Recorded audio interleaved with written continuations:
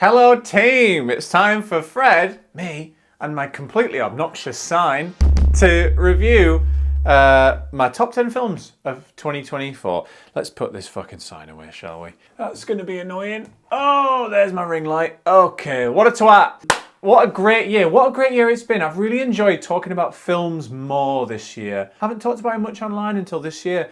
I'm really, really happy that I've got that in my quiver. I would read my top 10 off my Letterboxd account, which I put it on this morning, but I'm currently transferring my shit to a new Mac and I'm using my phone to film. So I'm technologyless. So I've used a fucking notepad. A notepad! What am I? Tess of the D'Urbervilles? I'm going to run down from 10 to 1 of my top 10 of 2024, then a few shout outs at the end, and then general summary and murmurings.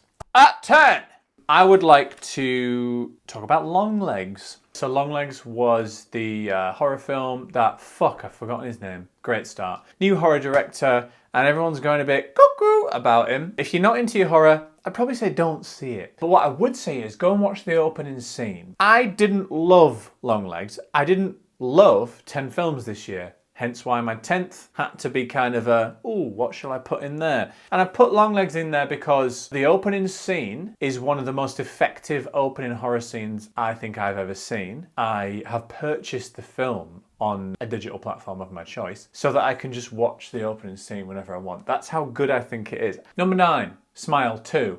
Another horror. Not ashamed to say it. This is the exact type of film that you would take a date to in 2007. And I mean that in the best way. I'm not saying Smile 2 is devoid of artistic value, devoid of any interesting themes. It's certainly not. But what I do like about it is that it is straight down the line, balls to the wall, make you fucking jump. But it has integrity as well. We've got another second installment in a franchise at number 8. We've got Inside Out 2. I think Inside Out 1 is in the top 5 Pixar's ever. I just hoped it could live up to it. It did, I felt like. Iterated on the concept really well with the new characters.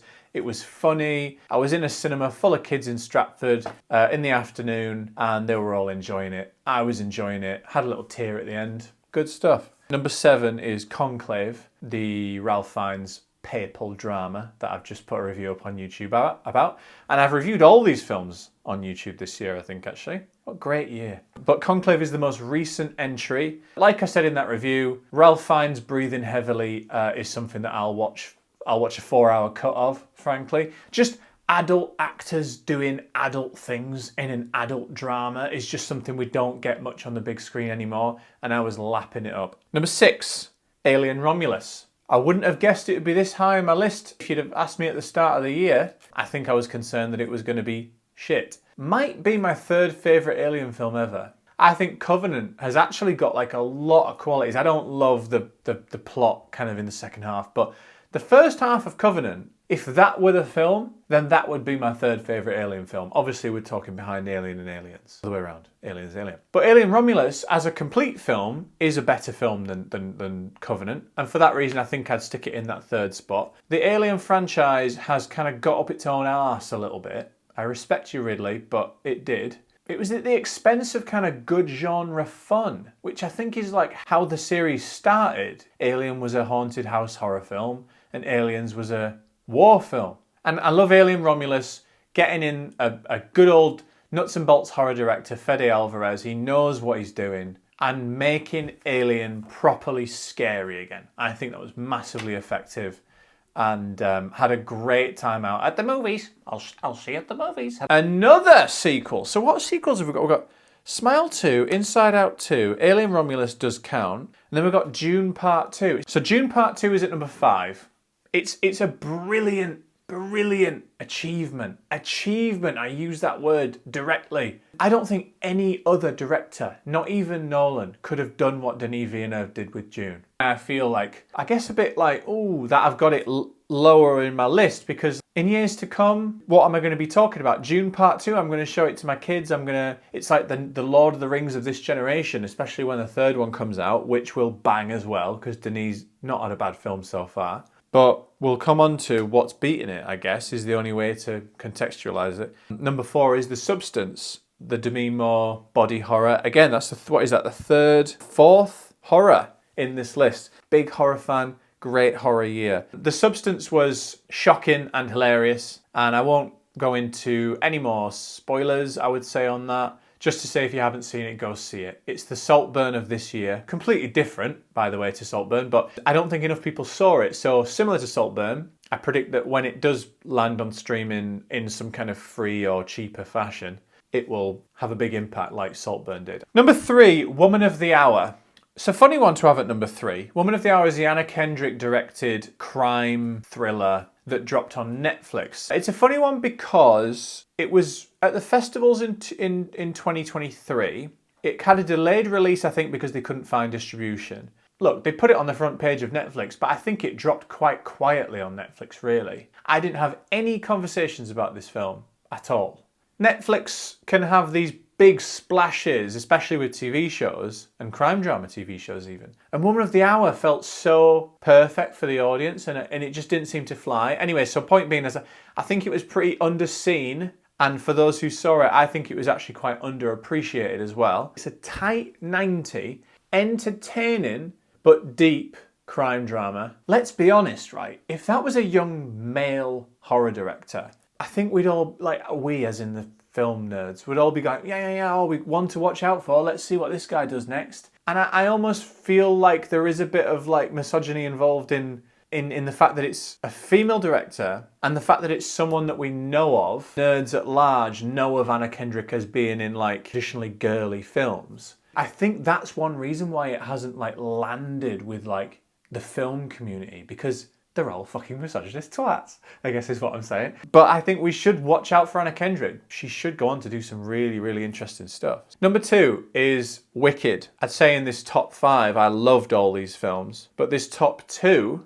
were like transcendent movies for me. Posted a TikTok about my experience seeing Wicked. It was like before Wicked and after Wicked. Only to say that I think people resonated a lot with the fact that the trailer was pretty shit. I was like kind of thinking I was going to dislike this film, to the point where I really hadn't planned to go see it until my fiance wanted to go see it. And I think there was a lot of people who went through that same thought process. And that video showed me crying as the credits rolled. And that was a truly candid, not put on, didn't expect it to happen, didn't even do the pre-bit because I thought that was going to happen. Just happened. I have never cried like I cried at that film. Like, I was in floods, that phrase, floods of tears. I've never felt that before. Not even in like my personal life. Like, hopefully when I have a baby, I'll maybe cry similar. I've not felt tears like that.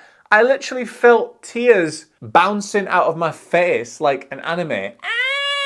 Wicked is a sensation, and I've got a bit sick. Movie criticism is a male-dominated field, and that's both professionally, actual critics, and casually on Letterboxd and things like that. And I'm part of that. The problem there is that like Wicked has been intellectualized way too much by people who don't get it. And I was one of those people, but then ended up really enjoying it. Now, there's a lot of people who also fit that demographic and may have enjoyed it, but have intellectualized that enjoyment too much. Like, oh, you know, a bang is a banger, you can't beat Defying Gravity, but really, like, what value does it have as like a piece of filmmaking? People talking about the color grading, the length, things like that. And I would just like to say to those people, shut the fuck up. Shut the fuck up, okay? The people who love musicals and the people who love Wicked are going to see Wicked saying, this is a perfect adaptation. I'm so happy they've done it correctly. Like, we made it, right? Similar to how Dune fans will be like, they've adapted Dune perfectly, and rightly so. Or like Lord of the Rings fans back in the day. Like all these kind of traditionally male IPs, I'm not saying that only men like them, I'm saying traditionally male. And so then we get Wicked, and the same fucking blokes are like, oh yeah, this and that. Look, bro, millions of people have gone to see this film. Like 99% of them have been fucking destroyed after floods of tears. Singing in the cinema, clapping in the cinema, everyone having a brilliant time. Shut the fuck up, it's brilliant, right? Bottom line, full stop, underlined, in bold, in red, font 72. stuck on my head, okay? And that's fucking that. In answer to that statement, a lot of people would be like, well, it's not perfect. I get what you're saying, but just shut the fuck up. Inside the Wicked bubble, we all love Wicked and rightly so. And then there's outside the Wicked bubble, I enjoyed it, but I'm sick of it. No, you enjoyed it, and that's okay. Number one. Number one is Anora. I love Anora. I do not want to spoil this film in any way. I don't think it's been seen very much. Most people watching this have seen it, but just in case, don't want to spoil it at all. I heard how good Anora was before I saw it. I was confused. I told myself not to watch the trailer. So happy I did that. Was blown away. It was so original, authentic, whatever that means. I think you'll know what I mean if you see it. Brilliant from top to bottom. Anora's going to be held in my heart along with Wicked as like my experiences of this year in a cinema. 10-1. Long Legs, Smile 2, Inside Out 2, Conclave, Alien, June, Part 2, Substance, Woman of the Hour, Wicked, and Anora. It's a good list. It's a solid year. A couple of quick notes. Gladiator 2. If you'd have told me at the start of this year, or when I heard Gladiator 2 was being produced, that it wouldn't be in my top 10 of the year it came out, I would have thrown Colosseum sand in your face. And I wasn't thinking it was going to be as good as Gladiator, but I certainly wouldn't have expected it to not be in my top 10. Also, I'd like a small shout out, not only the worst film of this year, not only the worst film I've ever seen in a cinema, but the absolute worst piece of sewage filmmaking ever committed to celluloid, and that's Megalopolis. I feel privileged to have seen it on opening weekend, not knowing that was about to happen. It was fucking dreadful. I laughed my head off. Exceptionally apoplectically bad. Couple of notes before I drop off to sleep. Brutalist and Nosferatu. For me, like mentally, those films are part of the previous year just simply because of the conversations in terms of previews, festivals, premieres. When I see them in January, I might come and revise this list and drop them in if they deserve it. Thanks very much. If you've watched any of my YouTube videos this year, or anything that I've put out on the internet, thanks very much, because look, we're all just putting shit out on the internet trying to entertain each other. That's all it is. And I hope you've been entertained slightly by any of my stuff. And if you haven't, that's also okay. Why the fuck are you here? I will continue to do this in 2025. Looking forward to it. If you haven't subscribed on here, subscribe. Otherwise, you're just exploiting me. I will see you next year. Bye-bye.